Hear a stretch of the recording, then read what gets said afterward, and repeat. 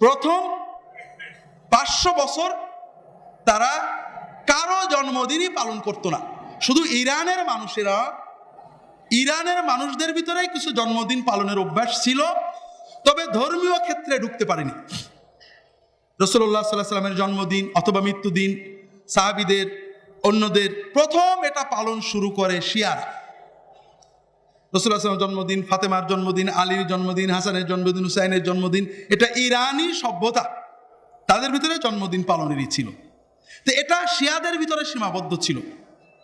সালাউদ্দিন আইয়ুবের ভগ্নিপতি মুজাফফরউদ্দিন কুকবরি তিনি একটা চিন্তা করলেন যে মুসলমানদের যে হতোদ্যম, অসহায়, আমি যদি রাসূলুল্লাহ সাল্লাল্লাহু আলাইহি ওয়াসাল্লামের জন্ম উপলক্ষে একটা বড় আয়োজন করি, তাহলে মুসলমানরা এসে এখানে একটু উদ্দীপনা পাবে। তিনি 602 হিজরি থেকে রাসূলুল্লাহ সাল্লাল্লাহু আলাইহি ওয়াসাল্লামের ওফাতের প্রায় 600 বছর পরে 2 সপ্তাহব্যাপী মিলাদুন্নবী আয়োজন করলেন। মাস খানেক প্রায় চলত। ওয়াজ হতো, কাওয়ালি হতো, খাওয়া দাওয়া হতো, আলেমদের ওয়াজ হতো, বক্তৃতা হতো, ছড়া কবিতা গান হতো। শেষ দিনে, কোন দিনে?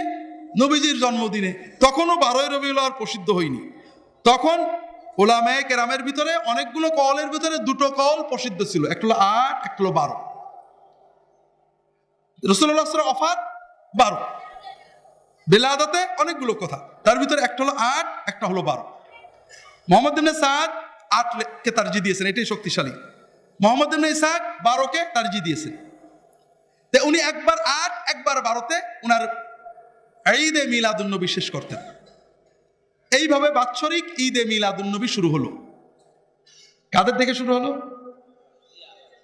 তার আগে কারা? খ্রিস্টানরা।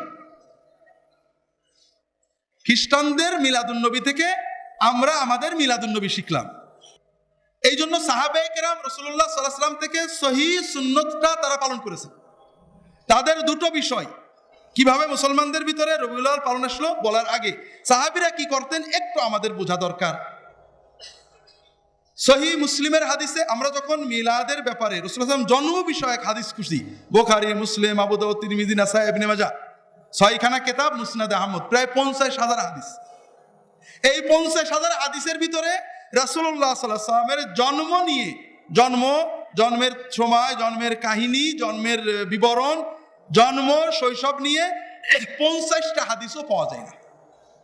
কারণ সাহাবায়ে কেরাম রাসূলুল্লাহ সাল্লাল্লাহু আলাইহি ওয়াসাল্লামের ইত্তেবা, অনুসরণকে বড় মনে করতেন। কথা বোঝেননি? রাসূলুল্লাহ সাল্লাল্লাহু আলাইহি ওয়াসাল্লাম নিজেও